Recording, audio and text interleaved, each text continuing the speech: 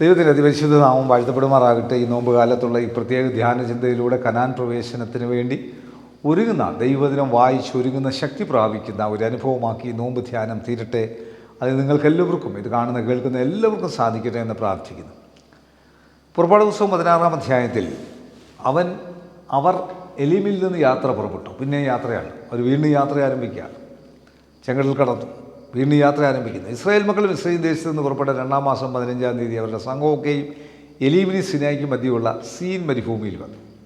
ആ മരുഭൂമിയിൽ വെച്ച് ഇസ്രായേൽ മക്കളുടെ സംഘമൊക്കെയും മോശയ്ക്കും അഹരോനും വിരോധമായി പിറുപിറുത്തു. ഇസ്രായേൽ മക്കൾ അവരോട്, ഞങ്ങൾ ഇറച്ചിക്കലങ്ങളുടെ അടുക്കലിരിക്കുകയും തൃപ്തിയാവുമ്പോൾ ഭക്ഷണം കഴിക്കുകയും ചെയ്ത മിസ്രയീം ദേശത്ത് വെച്ച് യഹോവയുടെ കൈയാൽ മരിച്ചിരുന്നുവെങ്കിൽ കൊള്ളായിരുന്നു. നിങ്ങൾ ഈ സംഘത്തെ മുഴുവനും പട്ടിണിയിട്ട് കൊല്ലുവാൻ ഈ മരുഭൂമിയിലേക്ക് വന്നിരിക്കുന്നു എന്നുള്ളത്.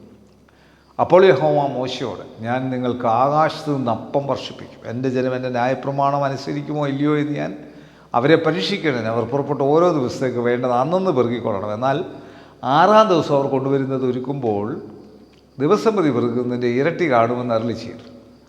മോശയും അഹരോനും ഇസ്രായേൽ മക്കളോടൊക്കെയും, നിങ്ങൾ മിസ്രയീം ദേശത്ത് നിന്ന് കൊണ്ടുവന്നത് യഹോവ എന്ന് തന്നെ ഇന്ന് വൈകുന്നേരം നിങ്ങൾ അറിയും. പ്രഭാകാലത്ത് നിങ്ങൾ യഹോവയുടെ തേജസ് കാണും. യഹോവയുടെ നേരെയുള്ള നിങ്ങളുടെ പിറുപിറുപ്പ് അവൻ കേട്ടിരിക്കുന്നു. നിങ്ങൾ നിങ്ങളുടെ നേരെ പിറുപിറുക്കുവാൻ ഞങ്ങൾ എന്തുള്ളൂ എന്ന് പറഞ്ഞു. മോശ പിന്നെയും, യഹോവ നിങ്ങൾക്ക് തിന്നുവാൻ വൈകുന്നേരത്തേക്ക് മാംസവും പ്രഭാതകാലത്ത് തൃപ്തിയാകുവാൻ അപ്പവും തരുമ്പോൾ നിങ്ങൾ അറിയും. യഹോവയുടെ നേരെ നിങ്ങൾ പിറുപിറുക്കുന്നത് അവൻ കേൾക്കുന്നു.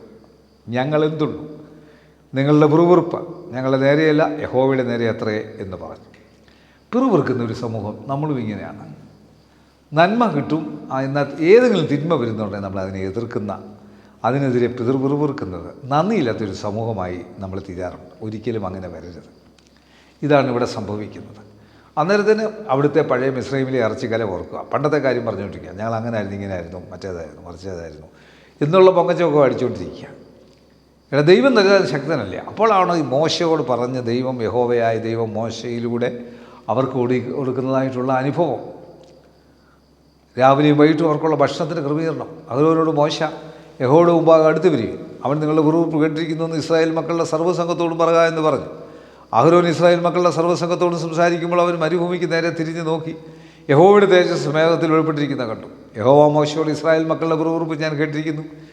നീ അവരോട് സംസാരിച്ച, നിങ്ങൾ വൈകുന്നേരത്ത് മാംസം തിന്നും, പ്രഭാതകാലത്ത് അപ്പം കൊണ്ട് തൃപ്തരാകും. ഞാൻ നിങ്ങളുടെ ദൈവമായ യഹോവ ആകുന്നുവെന്ന് നിങ്ങൾ അറിയും എന്ന് പറയുക എന്ന് കൽപ്പിച്ചു. വൈകുന്നേരം കാടകൾ വന്നു പാളയത്തെ മൂടി. പ്രഭാതകാലത്ത് പാളയത്തിന് ചുറ്റും മഞ്ഞ് വീണ് കിടന്ന മഞ്ഞ് മാറിയ ശേഷം മരുഭൂമിയിൽ എല്ലായിടത്തും ചെതുമ്പലിൻ്റെ മാതിരിയിലൊരു നേരിയ വസ്തു ഉറച്ച മഞ്ഞുപോലെ നിലത്ത് കിടക്കുന്നത് കണ്ടു. ഇസ്രായേൽ മക്കൾ അത് കണ്ടാറ് എന്തെന്നറിയാൽ ഇതെന്ത് എന്ന് തമ്മിൽ ചോദിച്ചു. മോശ അവരോട്, ഇത് യഹോവ നിങ്ങൾക്ക് ഭക്ഷിപ്പാൻ തന്നിരിക്കുന്ന ആഹാരം ആവുന്നു. ഓരോരുത്തരും ഭക്ഷിക്കാവുന്നിടത്തോളം പെറുകിക്കൊള്ളുകയും താൻ്റെ കൂടാരത്തിലുള്ളവരുടെ എണ്ണത്തിനൊത്തവണ്ണം ആളൊന്നിനെ ഇടങ്ങഴി വീതം എടുത്തുകൊള്ളണമെന്ന് യഹോവ കൽപ്പിച്ചിരിക്കുന്നു എന്ന് പറഞ്ഞു. ഇസ്രായേൽ മക്കൾ അങ്ങനെ ചെയ്തു. ചിലർ ഏറെയും ചിലർ കുറേയും പെറുക്കി. ഇടങ്ങഴി കൊണ്ട് അളന്നപ്പോൾ ഏറെ പെറുക്കിയവന് ഏറെയും കുറേ പെറുക്കിയവന് കുറവും കണ്ടില്ല. ഓരോരുത്തരും താൻ്റെ ഭക്ഷിക്കാവുന്നിടത്തോളം പെറുക്കിയിരുന്നു. പിറ്റേ നാളത്തേക്ക് ആരുകൂട്ട് ശേഷിപ്പിക്കരുതെന്ന് മോശ പറഞ്ഞു. എങ്കിലും ചിലർ മോശയെ അനുസരിക്കാതെ പിറ്റേ നാളത്തേക്ക് കുറേ ശേഷിപ്പിച്ചു. അത് ക്രമിച്ച് നാറി മോശ അവരോട് കോപിച്ചു. അത് രാവിലെ തോറും അവന് ഭക്ഷിക്കാവുന്നിടത്തോളം പെറുക്കും. അപ്പോൾ ഇത് തന്നെ സംഭവിക്കുന്നത്. നമ്മൾ ഈ ദൈവം തരുന്ന അനുഗ്രഹങ്ങൾ ഓരോ ദിവസത്തേക്കുള്ളത് അല്ലാതെ ആവശ്യമില്ലാത്തത് കൂട്ടിവെച്ചിരിക്കുന്ന മക്കളും മക്കളുടെ മക്കൾക്കും കൊച്ചുമക്കൾക്കും വേണ്ടി കൂട്ടിവെക്കുന്ന സാധുക്കളെ, സമൂഹത്തിലുള്ള സാധുക്കളെ കാണാതെ തിരിഞ്ഞു നോക്കാതെ ഇരിക്കുന്ന പാപമാണ്. അത് ക്രമിച്ച് നാറും. അതുകൊണ്ട് ഒരു നന്മയും ഉണ്ടാകുകയില്ല എന്ന് പൂർണ്ണമായിട്ട് പറയാൻ സാധിക്കും. നമുക്കുള്ളത് അത് നമ്മൾ മറ്റുള്ളവർക്ക് അനുഗ്രഹമായി തീരാൻ സാധിക്കണം. നമുക്കുള്ളത് എപ്പോഴും അനുഗ്രഹമായിരിക്കണം. ആ മറ്റുള്ളവർക്ക് അനുഗ്രഹമായി തീരണം. അല്ലെങ്കിൽ അതുകൊണ്ട് ഒരു നന്മയും ഉണ്ടാകുകയില്ല. എന്നല്ല, അത് അനുഗ്രഹിക്കുന്ന ദൈവം നമ്മൾ അനുഗ്രഹിച്ചുകൊണ്ടിരിക്കുമ്പോൾ, നമ്മൾ കൊടുത്തുകൊണ്ടിരിക്കുമ്പോൾ ദൈവം നമ്മളെ അനുഗ്രഹിച്ചുകൊണ്ടിരിക്കും. അവർ രാവിലെ തോറും, 21-ാം വാക്യം, അവർ രാവിലെ തോറും അവനവന് ഭക്ഷിക്കാവുന്നിടത്തോളം പെറുക്കും. വെയിൽ മൂക്കുമ്പോൾ അത് ഉരുകിപ്പോവും. അത് കഴിയുമ്പോൾ അത് മാറും. എന്നാൽ 6-ാം ദിവസം ഒരാളെന്ന് നീരഴി വീതം ഇരട്ടി ആഹാരം ശീലിച്ചു. അപ്പോൾ സംഘപ്രമാണികൾ എല്ലാവരും വന്ന് മോശയോട് അറിയിച്ചു. അവനവരോട്, യഹോവ കൽപ്പിച്ചതിന് നാളെ സ്വസ്ഥതയാവുന്നു. യഹോവയ്ക്ക് വിശുദ്ധമായ ഉള്ള ശബത്ത് ചുടുവാനുള്ളത് ചുടുവീൻ, പാകം ചെയ്യാനുള്ള പാകം ചെയ്യുവിൻ.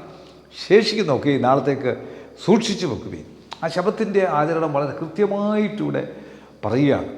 നമ്മളുടെ അപ്രകാരം തന്നെ നമ്മൾ ദിവസവും ഞായറാഴ്ച ദിവസം നമ്മൾ കർത്താവിന് വേണ്ടി തിരിച്ച് രാവിലെ മുതൽ രാത്രി വരെ ചെയ്യേണ്ട കാര്യങ്ങൾ മാത്രം ചെയ്ത് ദൈവത്തിന് വേണ്ടിയല്ല, ആവശ്യമില്ലാത്ത കാര്യങ്ങൾക്ക് വേണ്ടി അന്ന് മാറി അത് നമ്മൾ ആ പ്രമാണം തെറ്റിക്കുന്നത് ദൈവത്തെ ഭയമില്ലാത്തത് കൊണ്ടാണ് അന്ന് നമ്മൾ മറ്റു കാര്യങ്ങൾക്ക് വേണ്ടി പോകുന്നത്. 24-ാം വാക്യത്തിൽ മോശ കൽപ്പിച്ചതുപോലെ അവർ അത് പിറ്റേന്നാളത്തേക്ക് സൂക്ഷിച്ചു വെച്ചത് നാറിപ്പോയില്ല, ക്രമിച്ചതുമില്ല. അപ്പോൾ മോശ പറഞ്ഞു, ഇത് ഇന്ന് ഭക്ഷിപ്പിൻ, ഇന്ന് യഹോവയുടെ ശബത്താകും, ഇന്നത് വെളിയിൽ കാണുകയില്ല. 6 ദിവസം നിങ്ങളിത് പെറുക്കണം, ശബത്തായ 7-ാം ദിവസത്തിൽ അത് ഉണ്ടാകുകയില്ല. എന്നാൽ 7-ാം ദിവസം ജനത്തിൽ ചെയ്ത് പെറുക്കാൻ വേറെ കണ്ടില്ല. അപ്പോൾ യഹോവ മോശയോട്, എൻ്റെ കൽപ്പനകളും ന്യായപ്രമാണവും പ്രമാണിപ്പാൻ നിങ്ങൾക്ക് എത്രത്തോളം മനസ്സില്ലാതിരിക്കും. നോക്കുവിൻ, യഹോവ നിങ്ങൾക്ക് ശബത്ത് തന്നിരിക്കുന്നു, അതുകൊണ്ട് 6-ാം ദിവസം അവൻ നിങ്ങൾക്ക് 2 ദിവസത്തേക്കുള്ള ആഹാരം തരുന്നു. നിങ്ങൾ താങ്കളുടെ സ്ഥലത്തിരിപ്പീൻ. 7-ാം ദിവസം ആരും തന്നെ സ്ഥലത്ത് നിന്ന് പുറപ്പെടരുതെന്ന് കൽപ്പിച്ചു. അങ്ങനെ ജനം 7-ാം ദിവസം സ്വസ്ഥമായി. ഇസ്രായേലിൽ ആ സാധനത്തിന് മന്ന എന്ന് പേരിട്ടു. അത് കൊത്തമ്പാലജി പോലെയും വെള്ള നിർമ്മളതും തേൻ കൂട്ടിയ ദോശയോടൊത്ത രുചിയുള്ളതുമായിരുന്നു. പിന്നെ മോശ, യഹോവ കൽപ്പിക്കുന്ന കാര്യമാവിത്, ഞാൻ നിങ്ങളെ മിസ്രയീം ദേശത്ത് നിന്ന് കൊണ്ടുവരുമ്പോൾ നിങ്ങൾക്ക് മരുഭൂമിയിൽ ഭക്ഷിപ്പാൻ തന്ന ആഹാരം നിങ്ങളുടെ തലമുറകൾ കാണേണ്ടതിന് സൂക്ഷിച്ചു വെച്ചുകൊള്ളുകയും അതിൽ നിന്ന് ഒരിടം കഴി നിറച്ചെടുക്കണം എന്ന് പറഞ്ഞു. അഹരോനോട് മോശ, ഒരു പാത്രമെടുത്ത് അതിൽ ഒരു ഇടം കഴി മന്ന ഇട്ട് നിങ്ങളുടെ തലമുറകൾക്ക് വേണ്ടി സൂക്ഷിപ്പാൻ യഹോവയുടെ മുമ്പാകെ വെച്ചുകൊള്ളുക എന്ന് പറഞ്ഞു. യഹോവ മോശയോട് കൽപ്പിച്ചതുപോലെ അഹരോൻ അത് സാക്ഷ്യസന്നിധിയിൽ സൂക്ഷിച്ചു വെച്ചു. കുടിപാർപ്പുള്ള ദേശത്തെത്തുവോളം ഇസ്രായേൽ മക്കൾ 40 സംവത്സരം മന്ന ഭക്ഷിച്ചു. കനാൻ ദേശത്തിൻ്റെ അരിതിരിൽ എത്തുവോളം അവർ മന്ന ഭക്ഷിച്ചു. ഒരിടം കഴി ഓമർ പറ എഫയുടെ 10-1 ആകുന്നു. 40 വർഷം അവരെ വഴി നടത്തിയ ആ വലിയ ശക്തി, ദൈവത്തിൻ്റെ ശക്തി. എന്നാൽ അത് അന്ന് ശബത്ത് മുടക്കിയവരുണ്ട്, ശബത്തിന് പിന്നെ ഇത് വെറുക്കാൻ പോയവരുണ്ട്. ഇന്നും അതുപോലെ തന്നെ എൻ്റെ നിങ്ങളുടെ ഓരോ ദിവസത്തേക്കുള്ള കാര്യം മാത്രമേ നോക്കാവുള്ളൂ. ഇന്നലെ പോയത് ഓർക്കരുത്, നാളെ വരുന്ന കാര്യം ഓർത്തിരിക്കരുത്. ഇന്നത്തെ കാര്യം ഭംഗിയോടെ നടക്കണം. ഇന്ന് പ്രഭാതം മുതൽ ഇന്ന് രാത്രി വരെ ഏതെല്ലാം കാര്യങ്ങൾ ചെയ്യണം, ഏതെല്ലാം ദൈവത്തിന് പ്രയോജനമുള്ളത് ചെയ്യണം, മറ്റുള്ളവർക്ക് പ്രയോജനമുള്ളത് ചെയ്യണം, മറ്റുള്ളവർക്ക് ഒരു അനുഗ്രഹമായി മുൻപോട്ട് പോകാൻ ദൈവത്തിൻ്റെ വചനത്താൽ, ഈ വചനത്താൽ നിങ്ങൾ ശക്തീകരിക്കട്ടെ.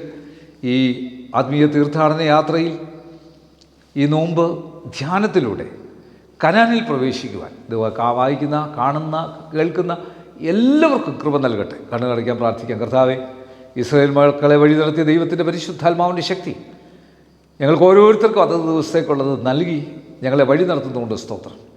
അത് ലഭിക്കാതിരിക്കുന്നവർക്ക് ഈ വചനത്താൽ ശക്തി പ്രവചിച്ച് അത്ഭുതകരമായിട്ട് അവരുടെ വഴികളെയും വാതിലുകളെയും തുറക്കണം.